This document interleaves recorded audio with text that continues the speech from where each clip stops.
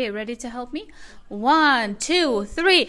Disneyland might be labeled as a family-friendly park for kids of all ages, but that doesn't mean that your trip will be a smooth ride. I'm at Disneyland. I'm at Disneyland. I'm at Disneyland. I'm at Disneyland. I love being at Disneyland. I'm at Disneyland. I'm really at Disneyland. I'm at Disneyland. I'm at Disneyland. I'm at Disneyland. Hi friends, this video almost didn't make it because this trip to Disneyland was a mess. You won't be able to tell because I only filmed the happy moments with my kids, but in reality, it was one meltdown after another. Before I get attacked by all of the Disney fans of the world, I take 100% responsibility for this failed trip.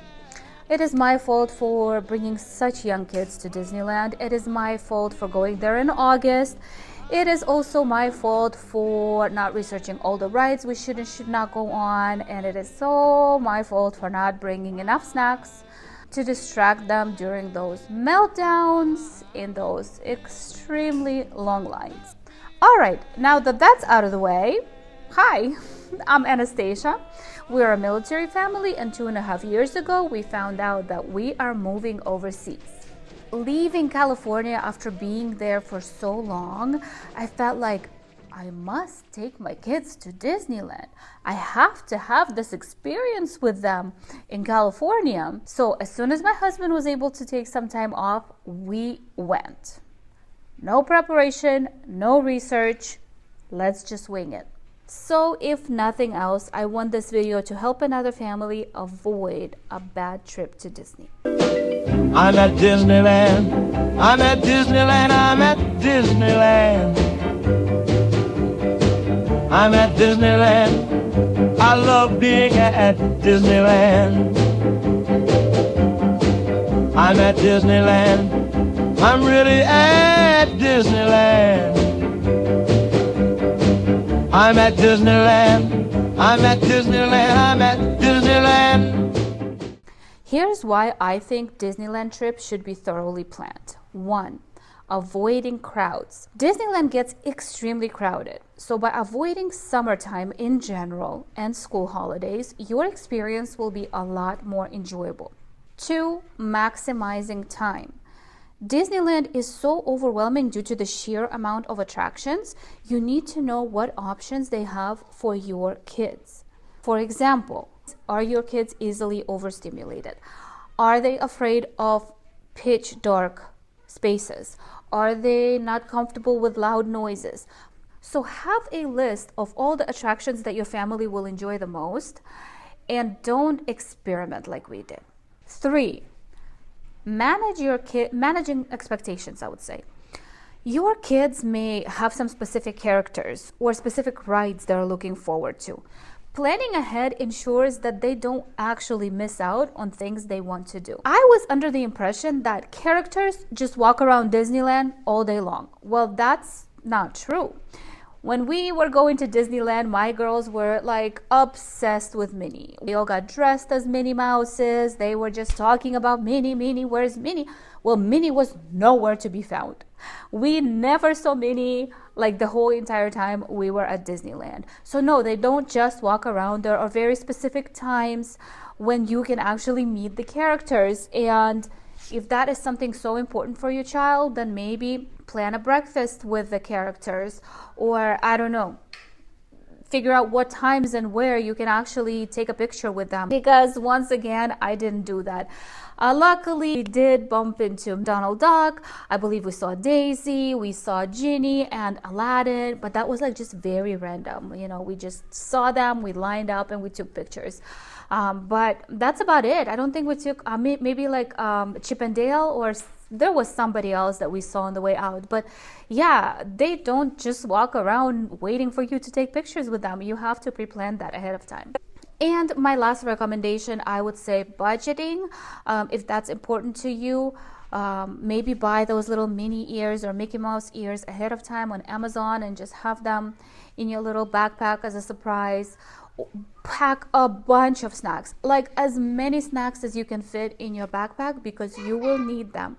Everything at Disneyland is just extremely overpriced. Everything is super expensive. You're still gonna have to spend money on ice cream and popsicles and like a bunch of things that you did not budget for. You're still gonna overspend. So like as much as you can, bring with you. So with that said, be ready for at least these things, because there could be so many unforeseen disappointments too. For example, rides break all the time. My kids actually had no expectations except for one.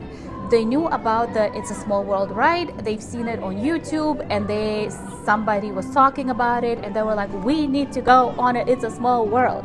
And I was like, okay, that sounds fun. It's not scary. Nobody should cry. And we get on that ride and it breaks. And we were stuck there long enough for my baby to go to sleep. So it was a while. So that's that. Also, for me, I wanted to watch the fireworks. That to me was like the true Disney experience that I needed. The castle, the fireworks, Disney magic. Well, did you know that fireworks don't always happen, especially in California? Now, I have to tell you guys. So we ended up not staying on Disney property because we booked our trip so last minute. So in order for us to get to the fireworks, we had to drive. Where's your Mickey ears? We had to drive, find parking. We had to walk to the little train, then we'd have to take the train, and then would have to walk all the way to the castle. So it's quite a trip to just get to see those fireworks. You have to get there a couple hours before, because the place gets super busy, super crowded. You're not going to find a spot. And you have to get there ahead of time, because people will push your kids and they will step on your kids to get a good spot. So we would get there early. We would wait for 2 hours, and then the fireworks would be canceled due to wind. It wasn't windy, but I'm also not an expert, and I don't know what the weather requirements are for fireworks in California. So then we would walk.